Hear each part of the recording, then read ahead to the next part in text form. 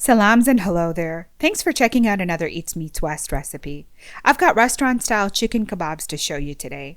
It seems like there's some variation of kebab for just about every culture out there, and they always make any meal special.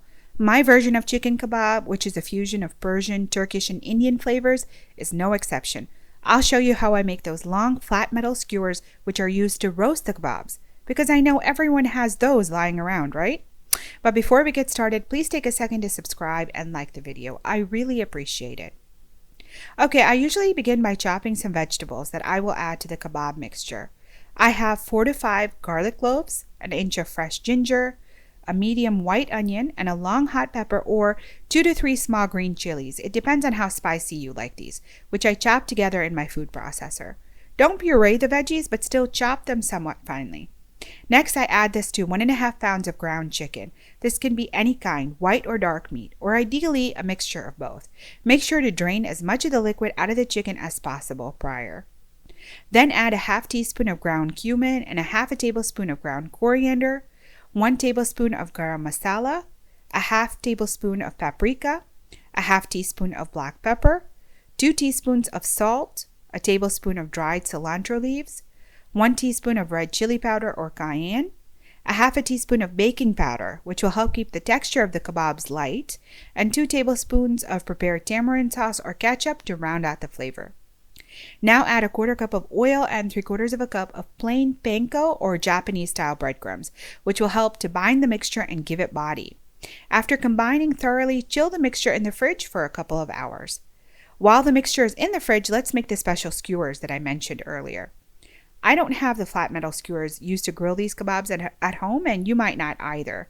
A great substitute is to take a couple of standard wooden skewers and, while keeping them flat and next to each other, roll them tightly around some heavy-duty foil. Trim the top and bottom of the foil, leaving a centimeter on each end. Fold the top in a small point and fold over the extra on the bottom to seal off the end. This is also a good time to like the video, which really helps. Thanks. As for cooking these kebabs, I will both bake and broil them in the oven. Grease a grill rack with some oil or non-stick spray, which is then placed on top of a large baking tray. The elevation gets the heat to circulate around the kebabs for even cooking. As for shaping the kebabs, divide the mixture into 6 parts and mold 1 portion around each stick. It helps to grease your hand as well so the mixture doesn't stick to it as you shape them. Try to spread the mixture as evenly as possible as you mold the kebab.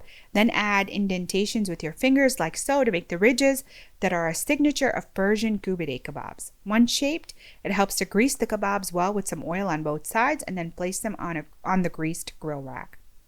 Bake them in a preheated 425-degree Fahrenheit oven for about 15 minutes. Then broil the kebabs for a further 5 to 7 minutes, turning them around halfway. Once golden brown, remove them from the oven and brush them with melted butter. Then let them cool for a few minutes before sliding them off the skewers. These kebabs are best eaten with saffron or Afghani brown rice, recipe coming soon, or wrapped up in lavash or naan bread. However you like to eat them, you will enjoy these thoroughly. These kebabs are mouth-wateringly flavorful and easy to put together. The mixture can be made ahead and will keep in the fridge for up to 3 days. Or you can fully cook the kebabs and freeze them to enjoy on a day you don't feel like cooking. Totally worth making a bunch and having these on hand. Thanks for watching till the end, friends. Recipe details are in the description box below. With salams.